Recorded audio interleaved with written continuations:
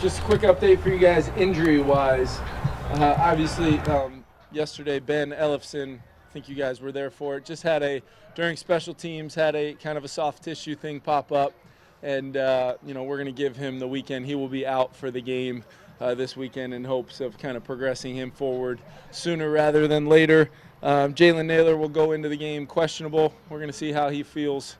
But he's trending in the right direction. Zadarius Smith and Cam Dantzler should be ready to go. And then Andrew Booth progressing really well. He'll be questionable. We're going to see how he feels before the game as well. So all in all, good week of prep coming off of our trip last weekend. And we feel good about, having a good performance this weekend against a tough divisional opponent.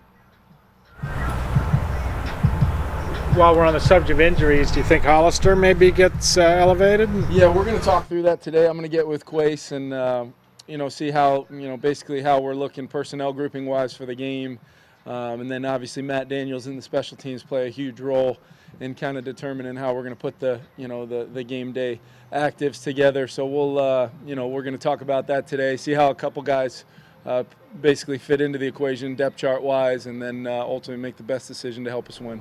At the end of the week, how are you feeling about how the plan worked to come back and get back to normal after the trip to London? Yeah, I feel really good about it. It's great to get to come back to this facility with the type of resources we have here for the players. We've had some unique things from a standpoint of recovery wise for them, both from when we immediately got back all the way throughout the week, how we practiced, how we went about kind of getting them ready to go every day, and talking to a lot of our leaders. I think they feel pretty good about where they're at. What kinds of things did you guys put in place to help them recover faster? Yeah, we had some extra massage therapists in for the whole group. Everybody kind of didn't quite make it something mandatory, but you don't really have to do that with massages. I know at least my experience with offering that up to players, they normally jump at those. And then just how we lifted them, how we kind of built in some extra recovery throughout those sessions. And then ultimately we had repetition wise, we had basically a normal week. So those guys came back ready to roll. It helps when you get a win, a little more energy maybe coming off of that game, another clutch performance to win in the end. And we're just looking to continue to grow as a team, improve, and it's all part of our early season process right here to solidify what we think we are as a football team. Did Lewis get a trip back scheduled yet? Is that hopefully soon? He did. We're expecting him hopefully tomorrow at some point. I don't know the exact details on it, Kevin, quite yet, but we are hoping to get him back. From everything that I've been updated on, he's doing really well coming off of that procedure, and he's excited to get back, obviously, but we do feel really strongly about kind of the week it's been for him, and that when he does come back, it'll be because it's the right time for him from a medical standpoint. What have you seen from Andrew Booth and just how he's handled these last few weeks and trying to work his way back? He stayed really positive.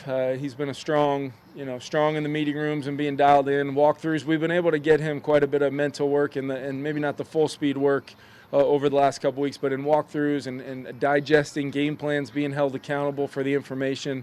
I think he's been really solid, and when he gets his opportunity to get in there, we want him healthy and not looking back on this time in any sort of negative way, knowing that it's a long season. We're going to have a lot for him, and he's going to help us in a lot of ways.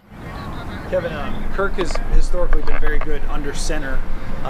Most quarterbacks now are out of the shotgun almost all the time. I guess, what does it do for you to be able to use him under center and in the shotgun? It's huge. It's huge just because, I think defensively you're just looking at a lot of different self-scout things of opponents that you're playing. Hey, they're in the gun, they're this percentage pass, this percentage run, they're under center.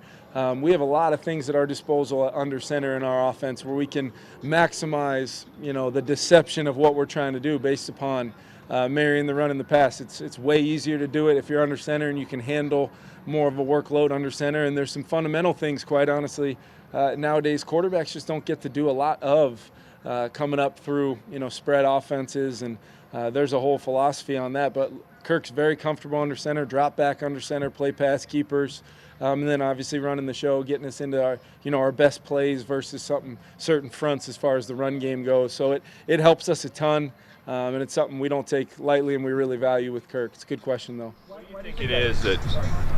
Why do you think he is good under center?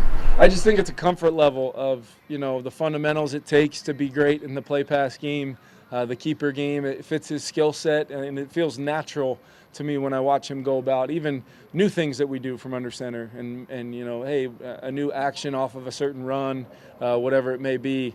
He just continues to show me that he's got great comfort and ease, and he's very coachable. So you tell him how you want it done, he's going to go out there and do it. Sorry. I was going to ask pretty much the same thing. But, yeah, from a quarterback's perspective, I guess, what is it about playing under center that is maybe easier, or is it just the thing of this is what you grew up doing? What changes so much from under center as opposed to shotgun? I think it's probably a little bit of everything, but you just have to have the comfort level of a couple things. You got to be willing to turn your back to the defense, on play pass, and then trust when you turn back around you can make the same type of decisions within the rhythm and timing of plays just like you would in the gun a lot of times. Also knowing you're that much closer to the rush, you have to have the ability to get away from the line of scrimmage, especially when we drop back, throwing quick game, throwing balls down the field, trying to give the illusion of a potential run to maybe try to get a certain look on the back end that you're hunting. But you just ultimately it's easy to talk about, but it's another thing to then see consistently a guy be able to go do that. And it probably has to do with a lot of his background and just his experience in this league, being in some offenses where, he was very good under center, and it just kind of built from there and allowed him to kind of grow into a comfort level that he can apply to just basically everything he does. Kevin, this goes back a few weeks ago, but I had a chance the other day to talk to Jesse Ventura. Did you see that Monday Night Football opening a few weeks ago before Philly? I didn't get it. I didn't get a chance to see it, but I did hear about it. It's a voicemail, right? That I won't be deleting anytime soon. That was pretty cool.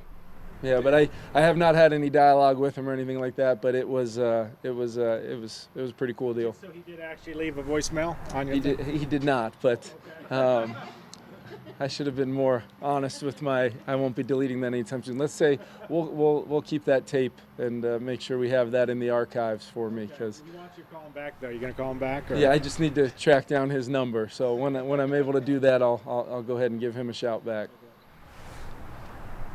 You guys all good? No, thanks, Coach.